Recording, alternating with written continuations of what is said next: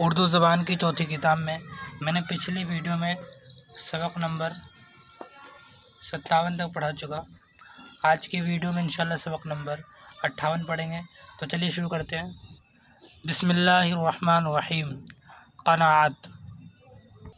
मालो मता की ख्वाहिश को इतना मुख्तसर करना कि जब बक़द्रे काफ़ी मैसर आ जाए तो दिल में इज़्तिराब बाक़ी न रहे, ये वस्फ़े क़नाअत कहलाता है। लेकिन क़द्रे काफ़ी की कोई हद मुअय्यन नहीं, इसका फ़ैसला हर शख्स को अपनी हालत व हैसियत के मुताबिक करना चाहिए। जो मिक़दारे खुराक एक शख्स की सैरी के लिए काफ़ी है, मुमकिन है कि दूसरे की इश्तिहार को पूरा ना कर सके। जो माश एक मुजर्रद आदमी के लिए बस है, कुछ ज़रूर नहीं कि वह एक अयालदार के वास्ते भी काफ़ी हो। इसी तरह आदत के लिहाज से भी इंसान की ज़रूरतें मुख्तलिफ हो जाती है, लेकिन आदत के हाथों बिक जाना ये ख़ुद अपना कसूर है। अगर इंसान चाहे तो इनमें तब्दीली और इस्लाह कर सकता है। गर्ज़ ख्वाहिशों का महदूद करना या यूँ समझो कि फ़ज़ूल हाजतों से आज़ादी हासिल करना क़नाअत है, और क़नाअत का नतीजा इत्मीनान, खुशी, रज़ामंदी और शुक्रगुज़ारी है। शुरू में क़नाअत मुसीबत की धमकी देती है, लेकिन अंजाम कार वह अमन व आफ़ियत का दरवाज़ा खोल देती है। हिर्स व तमा अव्वल ऐश तलब की उम्मीद दिलाती है, मगर आखिर में तशवीश, तरद्दुद और पशेमानी के सिवा कुछ नहीं देती। ज़माने का गिला, किस्मत के शिकवे और खुदा की नाशुक्री सिखाती है। दौलत बग़ैर क़नाअत के मुहताजी को दूर नहीं कर सकती, मगर क़नाअत बग़ैर दौलत के आदमी को तवंगर बना देती है। दौलत अक्सर बेजा ख्वाहिशों को उभारती है, क़नाअत हमेशा उनकी बेख़कनी करती है।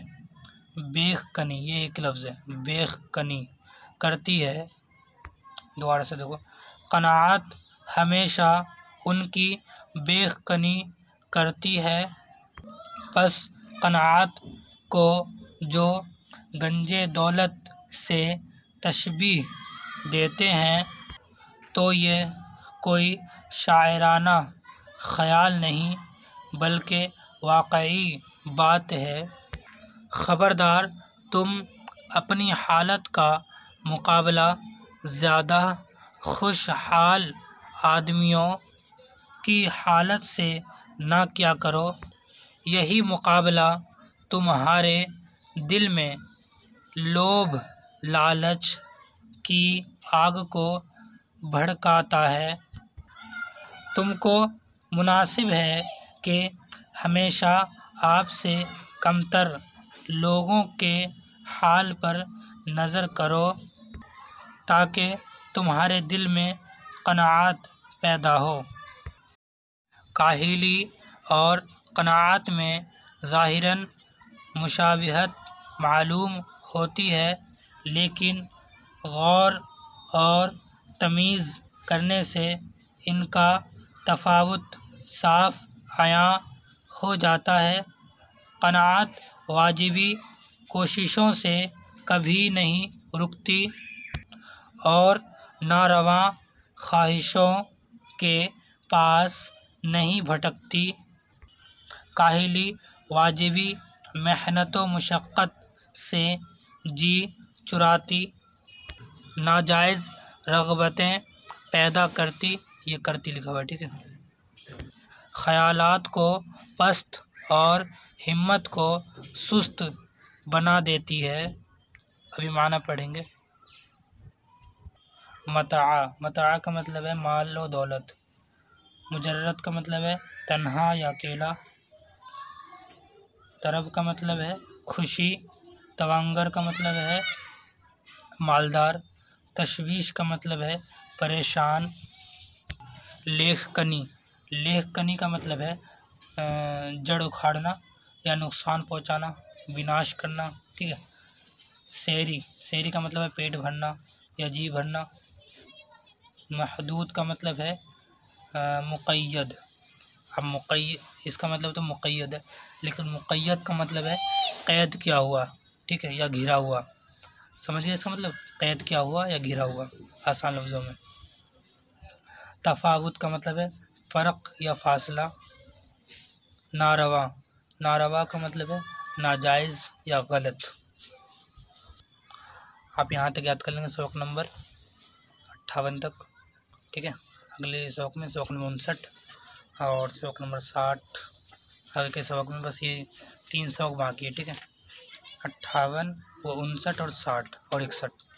इंशाल्लाह हमारी चौथी किताब पूरी हो जाएगी 3 सबक के बाद, ठीक है। और जो अभी तक सब्सक्राइब नहीं करें वो सब्सक्राइब ज़रूर कर लें, ठीक है। देखते हैं वीडियो लेकिन सब्सक्राइब नहीं करते, तो आप ज़रूर सब्सक्राइब करें ताकि हमारा चैनल ग्रो हो, ठीक है। अस्सलाम वालेकुम।